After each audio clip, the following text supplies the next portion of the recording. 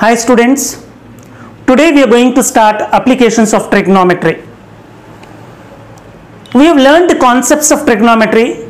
Now we are going to work out on how we can apply the concepts of trigonometry in our daily life. Trigonometry is used to find the distances of objects or height of object. Now when distances and height comes, we do simply think that height of the building or height of the kite which is flying, or a distance between the school and our house. Not these simple distances. Even we can find the distance. Not only we can find, we found the distance of moon from the earth, distance of any other planet from the earth. Not only that, even the lengths of ocean, Antarctic ocean length is available, length of Arctic ocean Arctic ocean is available, and height of Himalaya is available now. So did we climb Himalayas and measure it? No. Before climbing the peak, before achieving the peak only, we got the height of Himalayas. That's by using trigonometry. So let us have one simple example to know and to understand how trigonometry can be used to find out the distances. So I am taking one example as ocean and its distance, its length. So let us take this as ocean. This just for example, units are not accurate. This is ocean. Now to measure the length of the ocean right from here to here, no need to touch the water, no need to take a tape and swim from one side to the other side, which is highly impossible to. So what do you need to do? You need to take one milestone that side, one maybe a tree or maybe a mountain or maybe a tower, whatever it is, one particular object which is at certain height, and we should know the height of that. So example, there is a tree under on a mountain whose height is say 200 meters. It's just example. Again I am saying the units are simply I am taking to make you understand how trigonometry is used to find the measure of any distance or height. So now I have taken a tree. We know the exact height of the tree, that is 200 meters from the surface. So now we are not touching the water here. We are taking one point this side as a point of observation. From this point, which is on one bank of the ocean, from here we are observing the peak. We are observing the peak, top of the tree. We are observing the top of the tree. When we observe this top of the tree, definitely it must be making some angle over here. Some angle over here. So let us take this angle. Suppose if let us take this angle as 60 degrees. What is the angle that is made by this top of the tree here? 60 degrees. Now let's come to the discussion later about how to measure the angle and how we can decide it is 60 degrees and all that we will learn later. It is 60 degrees. That's it you need to do. This is very much enough to find the length of this ocean. So let us take this tree as AB, height of the tree.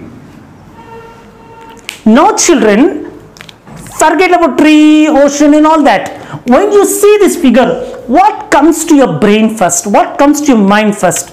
Is a right angle triangle. Exactly. What is a right angle triangle here? OAB is a right angle triangle.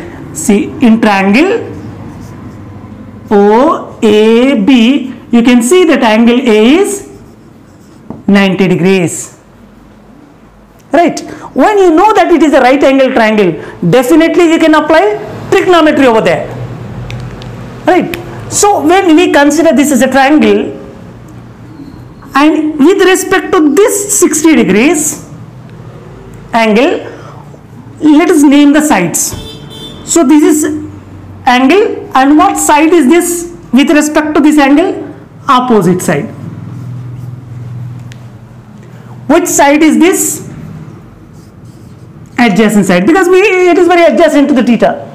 It is opposite to theta, mean opposite to 60 degrees, and this lengthiest side is nothing but hypotenuse. So we have noticed that there are 3 sides in this triangle. And if you look at practically, which side do you need? You need to find adjacent side. Which side is available? Opposite side. So what is the relation between the side which is available and the side which is wanted? So when we see the ratio of these 2 sides is nothing but one of the trigonometric ratio, that is nothing but tan theta. So now it is decided that we are going to use the ratio called tan theta in this particular example. So tan theta, what is theta here? What is theta? Theta can be replaced. So theta is 60 degrees angle. Opposite side, what is the opposite side here? AB is 200 meters.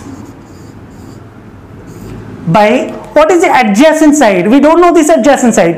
OA is the length of the side. So let us put OA as it is, as usual. Now as your aim is to find this OA, in the next step, tan 60. What is tan 60? What is the value of tan 60 you have learnt? It is nothing but root 3 from the tables that we have learnt. So now let us replace this tan 60. Tan 60 is nothing but root 3 is equal to 200 by OA as it is, no change in this. Right, better. Now as I need the value of this OA, right, so let us cross multiply. Root 3 by 1, nothing means we can take this 1. OA into root 3, OA root 3 is equal to 200 into 1 is nothing but 200. So now as you need the value of this OA, OA will be how much? 200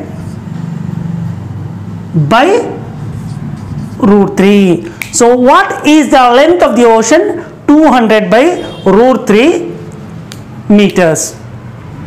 So now that is nothing but, you can even rationalize it further and you can give the value root 3 by root 3. If you rationalize, then you will get 200 root 3 by 3 meters. What is this? Length of the ocean. Now you don't ask that the length of the ocean will be in the meters. No, it will be in kilometers, right? But it's just an example I have taken here to show you how we practically find the lengths of the ocean, heights of Himalaya, height of Himalaya or any other mountain, or distance between the earth and moon and all that. Children, now we'll learn few definitions which are often used in trigonometry. Let us take an example. This is surface, ground. On this ground, there is an observer standing, maybe a boy, girl, whatever it is. Observer standing. Now, say I am standing here. Now, when you start observing any object or any particular point in the object, there are 3 possibilities. That the object is very straight like this. Object is straight away, or object may be above this straight line. Let us take this kite. Or object may be downwards. Let us take a football over here. So now when I look straight, actually this straight line is nothing but, it is called horizontal level. What it is called? Horizontal level, because it is parallel to the surface. It is parallel to the surface. Now, when you see the object, either it is upwards or downwards to this horizontal level, there will be a path through which I will see this object. This path is a linear path. This is called line of sight. Line of sight. So suppose I am seeing something, some object kept there. So when I am seeing the line, imaginary line drawn from my eye to that object is called line of sight. This line of sight may be above the horizontal or below the horizontal. This is horizontal, right beta? This is horizontal. So when I am seeing towards, what is the degree, what is the angle between this horizontal and my line of sight? 0. This is horizontal. I am seeing the object here. So this is going to be line of sight. So the angle between the line of sight and this is 0. Hope you have understood. Now the angle between the horizontal and the line of sight, when I see the object above, this angle I am talking about. Angle between the horizontal and line of sight is called angle of elevation. Angle of elevation. Why it is called angle of elevation? Because you are elevating your head. Obviously, when you see something above, maybe an aeroplane, maybe a ceiling fan, maybe a tube light, whatever you see, you will lift your head. So when the object is above the horizontal, the angle between the horizontal level and the line of sight is known as angle of elevation. In the same way, now from same person, I saw a point on the wall. So what it is now? Angle of elevation, because I am seeing upper side. Now I am seeing an ant which is standing there, small ant on the ground. So how my head will be? My head will be down. It's in depression mode. That's the reason the angle between horizontal level and this object which is downwards the horizontal level is called as, let us name this as alpha, is called as angle of depression. What is this called?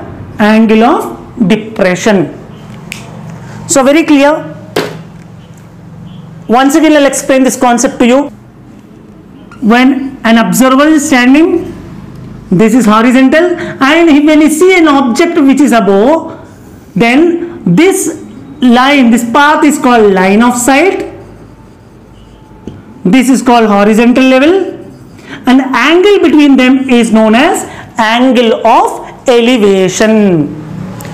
In the same way,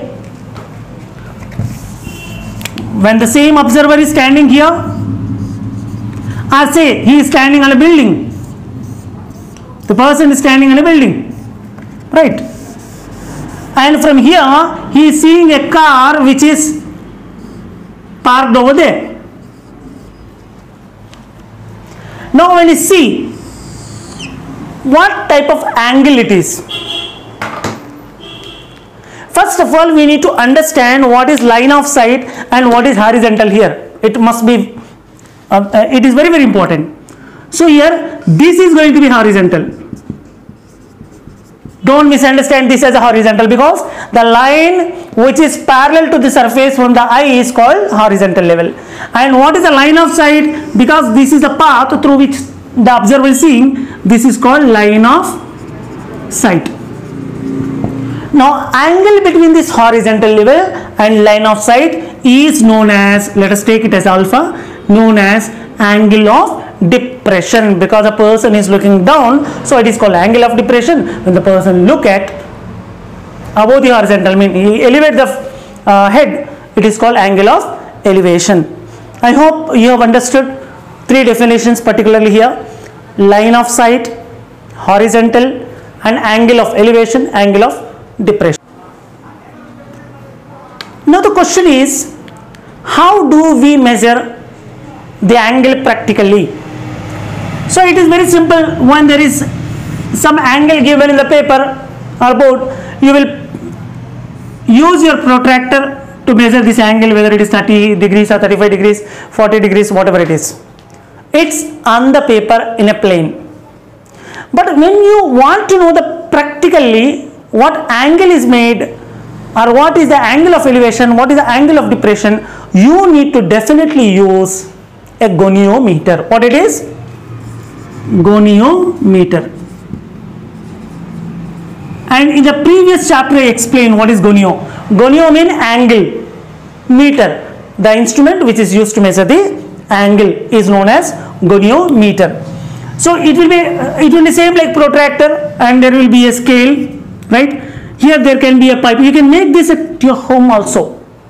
You can make this low cost goniometer at your house to do practical things. Even in your ground, you can measure the height of the pole, football pole, or height of the building, or length from the position you are standing to the stage or court, whatever it is. So now you take a protractor, you fix the scale, and let this be a pipe, a thin pipe which is used for telephone pipes and all. You take the pipe. This pipe should be movable. Say suppose here there is a bird. Here there is a bird, and you want to see that bird and find what is the angle of elevation or depression. When you see bird, it's elevation. So what is the angle of elevation you want to know? So you try to move this pipe up and down. Wherever you can see this bird clearly, you stop this pipe, and then you measure this angle. You will be knowing the angle made by the bird. Angle of elevation, how much angle it is. It is as simple as that. But will it give the accurate angle? No. It's not that accurate compared to other instruments. So children, what is the other instrument that can be very perfect? A surveying tool called theodolite. What it is? Theodolite. Theodolite are not used now. They were used right from 1851. The first theodolite was used. First giant theodolite, the bigger theodolite which was used, is in 1852. It was used by Sir George Everest. Everest. Did you listen this? Yes. Everest, a peak of a mountain. Which mountain? You must guess it, right? So in 1852, this theodolite, this is theodolite. You can see this image. In this theodolite, telescope, you use an instrument to see objects which are very far, like moon, star, you can see them from earth. So telescope is added to this goniometer. When goniometer and telescope is added together, it's nothing but theodolite. So the first giant theodolite was used in 1852 by Sir George Everest. How did he use it? He used theodolite to measure the height of the mountain. Measure the height of the mountain. So from 160 kilometers away from this point, he could see the peak of the mountain. Just imagine, children, 160 kilometers away. If you stand 100 meters away, you can't see with your eyes properly the peak. I mean to say, you can't observe the angle. But here 160 kilometers away he is standing and he is observing the peak. So that big theodolite it was. So finally, by using this theodolite, he found the peak, height of the peak. Therefore the peak was named with his name called Everest. Many astronomers have used this trigonometry and using trigonometry. So this is the use of trigonometry, the definitions, the terms which comes into trigonometry. Let us now understand what are the steps, what is the method that we follow to solve a problem which is connected to applications of trigonometry. To solve any problem of applications of trigonometry, there are certainly 3 steps. The first step is a neat diagram. Neat diagram. Here you need to understand the question well, and according to the question you have to draw a neat diagram. Second one, description of diagram. Description of diagram. You have to describe what is what in that particular diagram. And then third part is nothing but applications of or application of trigonometry. These 3 steps are more important to be followed when you do any problem pertaining to applications of trigonometry.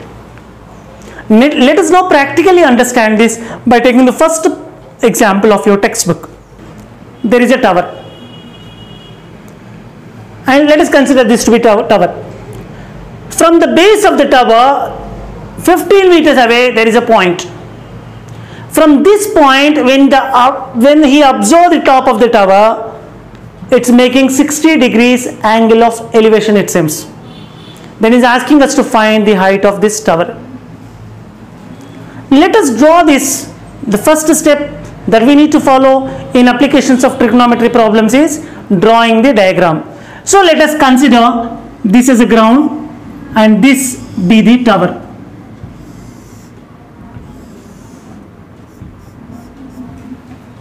Right. So now a point, let us take this as point of observation. This point is how many meters? 15 meters away from the tower.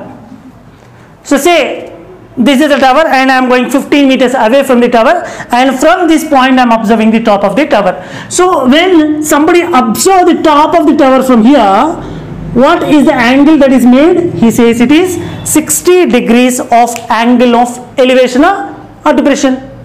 It's elevation. Why elevation? When we see the tower, the line of sight is above the horizontal. We have drawn the diagram.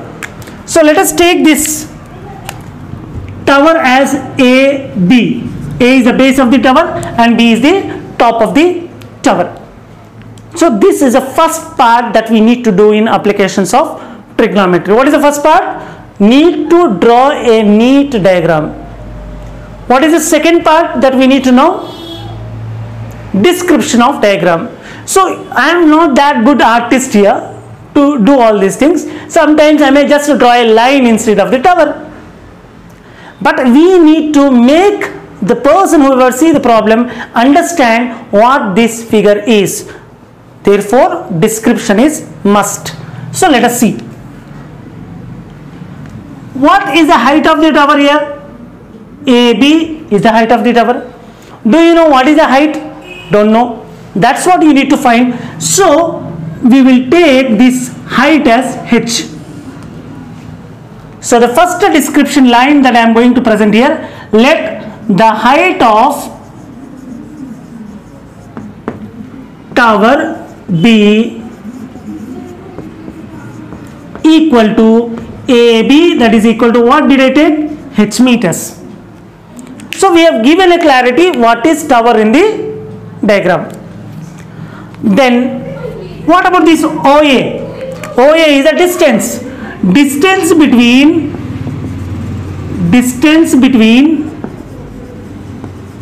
point of observation and, tell me what it is? Point of observation and foot of the tower. Observation and foot of tower is equal to RB. Tell me what it is? OA is equal to how much beta? Already it is given 15 meters. Height of the tower is described. Distance between the point of observation and the foot of the tower is described. Then what is left? Angle. What angle is this? Elevation of what? Top of the tower from point of observation. Let us describe that. Angle of elevation of top of tower B, what is that? Equal to 60 degrees. So there were three measurements or 3 points given in the question.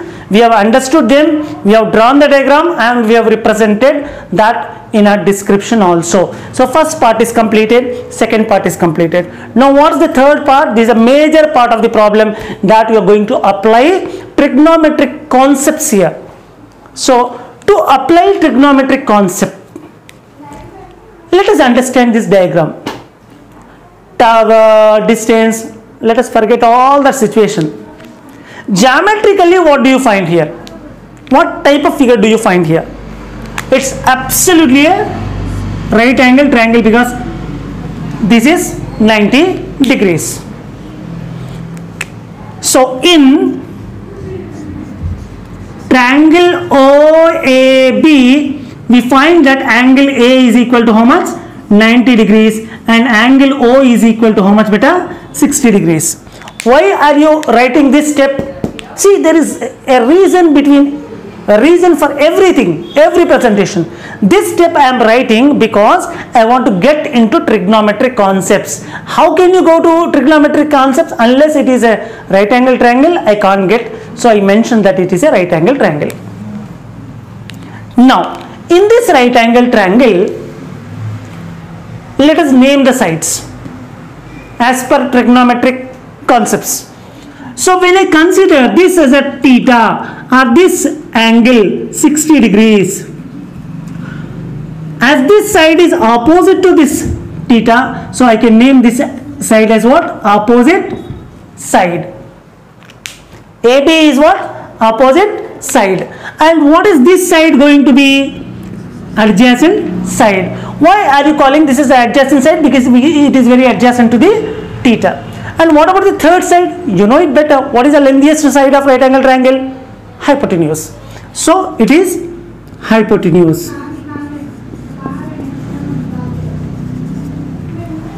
We have named all the three sides: opposite side, adjacent side, hypotenuse side.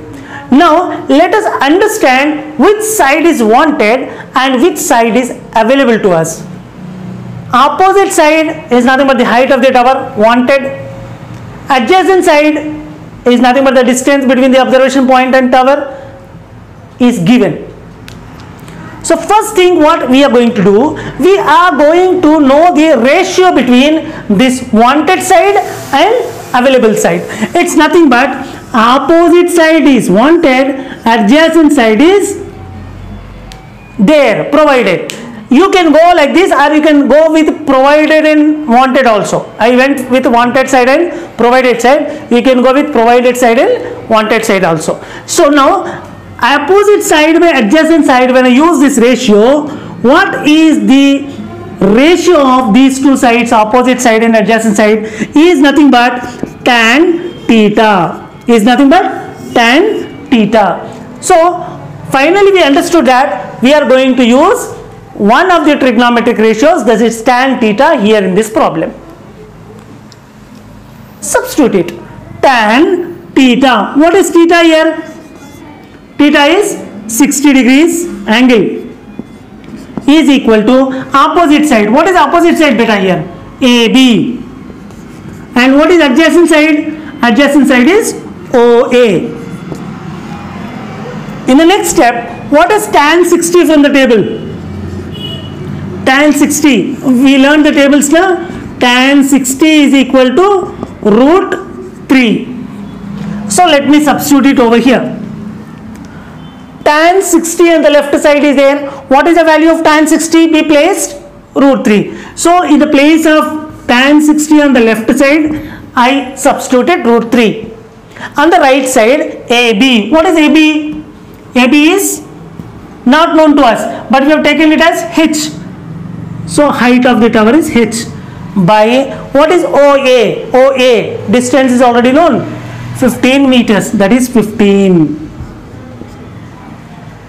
As now from this equation, we need to know the value of H. We are about to find this H value. So root 3 by nothing in ones. When you cross multiply H into 1H is equal to 15 into root 3, 15 root 3 meters. So children, here we understood that the height of the tower is nothing but 15 root 3 meters. Still you can further find the value by substituting root 3 value.